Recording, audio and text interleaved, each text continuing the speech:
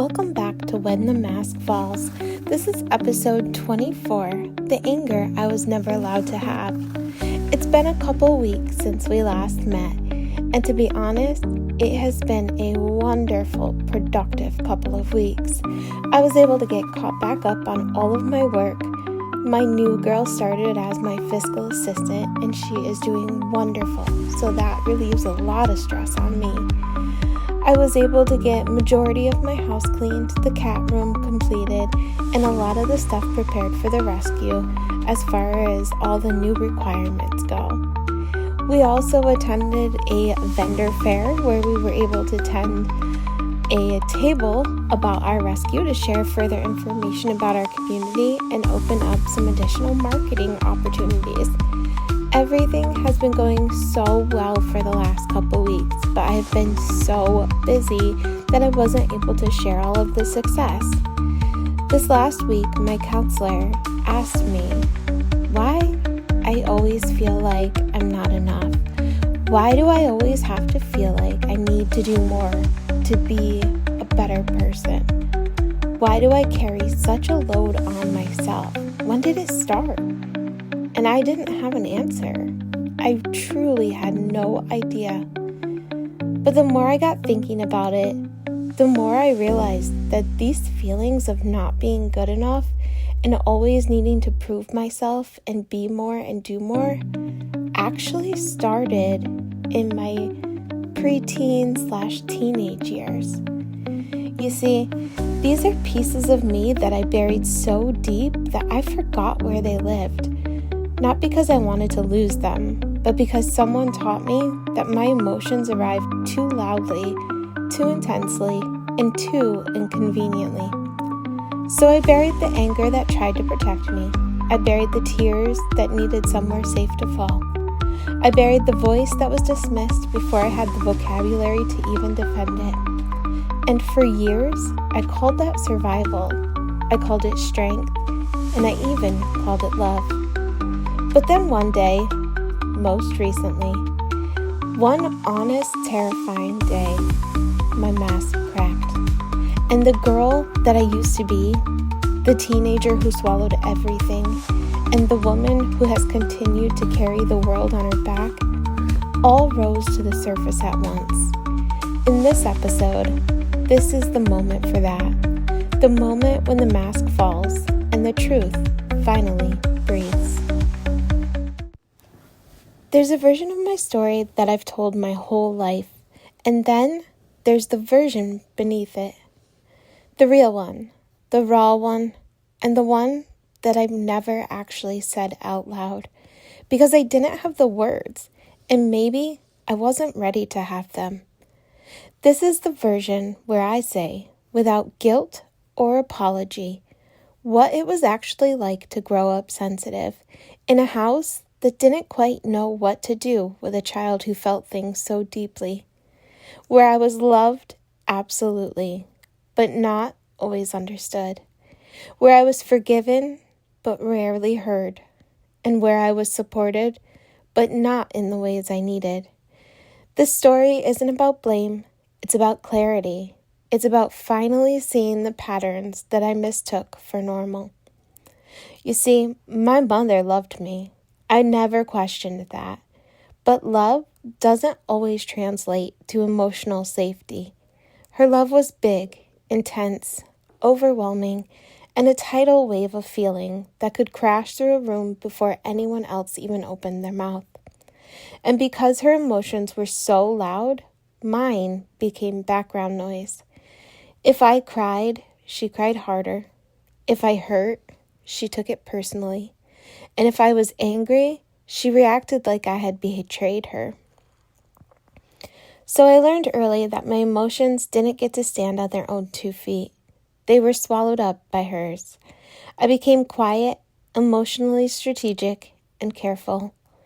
Not because anyone told me to, but because the emotional atmosphere demanded it.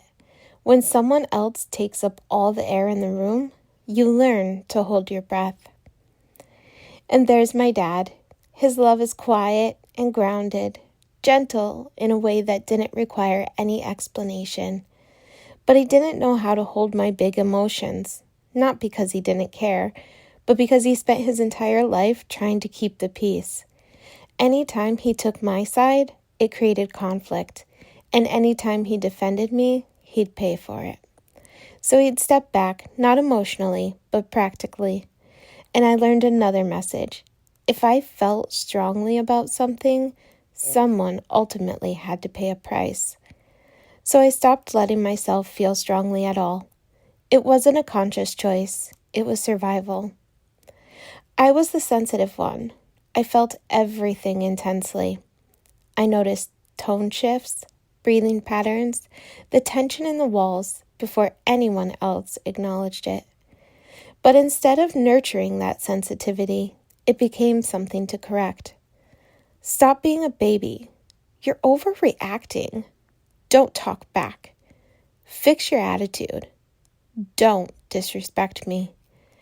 And little by little, I learned to shrink myself. I learned that my emotions weren't to be expressed, but managed, softened, translated through filters that made them less disruptive to the people around me. That's how children become caretakers of adult emotions.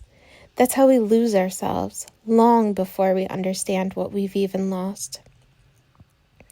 By the time I hit my teenage years, the pressure inside me had nowhere left to go. So it came out sideways, through rebellion, through choices that weren't truly choices, just cries for help. From premarital sex to drinking and drugs and running way too fast into situations that weren't safe. Not because I was reckless, but because I was suffocating. Rebellion wasn't freedom, it was breath. But even then, my mother's emotions overshadowed mine. My pain became hers, and my mistakes became her heartbreak. My life became her crisis. Even in rebellion, my emotions were not my own. And then adulthood arrived, with all its heaviness and sharp edges. Marriage, motherhood, responsibility, and eventually divorce. Through custody hearings, fear, collapse, trying to protect my child while my own heart was in pieces. And when everything fell apart, all I needed was someone to hold space for me. Just space, breathing room, and safety.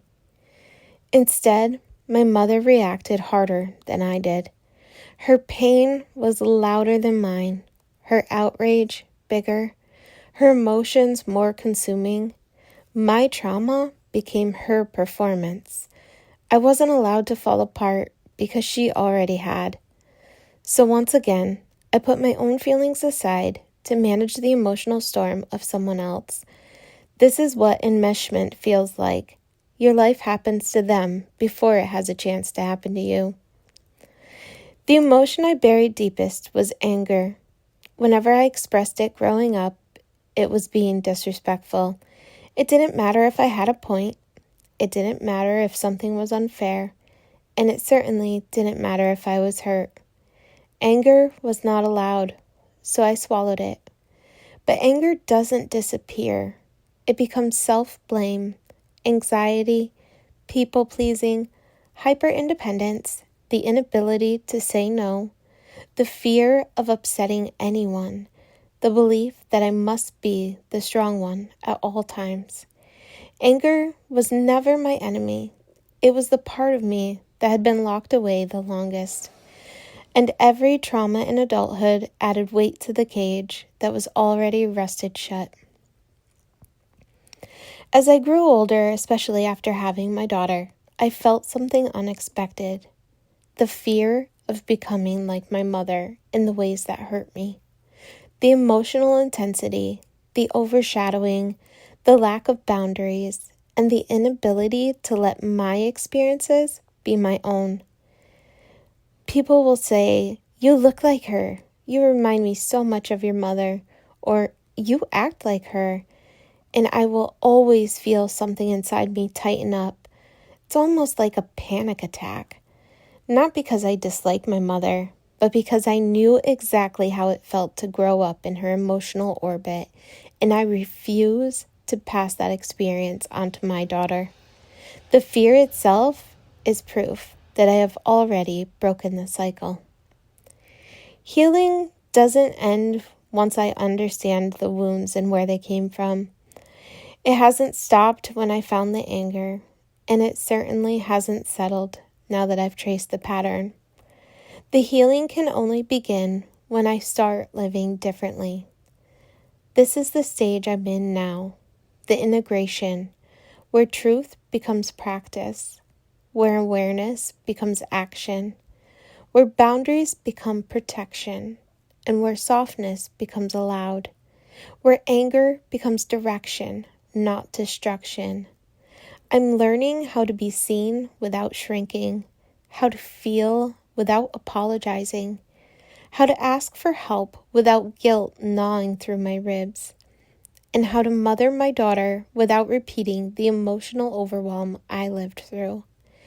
I am learning how to trust myself after a lifetime of being told I shouldn't, and for the first time in a very long time, I am becoming my own safe space, not by abandoning people, but by refusing to abandon myself. I spent years folding myself into shapes that made other people comfortable, silencing storms to keep the peace, holding my breath so someone else could exhale. I called it love, I called it loyalty, and I called it strength. But then the day came when my body whispered what my mouth never said. No more shrinking. On that day, I didn't break, I unfolded. I expanded, and I returned the anger to my spine, returned the softness to my heart, and returned my voice to my own throat. And for the first time, I saw a woman not molded by pain, but reborn from it. A woman who takes up space without apologizing, and a woman whose truth no longer trembles. If any piece of this sounded like you, take a moment and ask yourself, what emotion did you learn to hide? Who did you have to become to survive your childhood? Whose feelings did you carry that were never yours? What anger lives inside you that was never allowed to speak? And most importantly, who are you when you stop managing everyone else's reactions and you finally let yourself breathe? This reflection is the crack in the mask. It's the beginning of your truth. Thank you for letting me tell this story. It's not the polished version I grew up with, but it's the real one that I'm just now seeing. I'm not who I used to be. I'm not who I was told to be. I'm not the girl who stayed quiet, or the teen who swallowed everything, or the woman who carried too much. I'm the woman who speaks out now, who feels now, who sets boundaries now, and who refuses to shrink now. This is the version of me that exists without the mask. And this, right here, is where my healing lives. Until next time.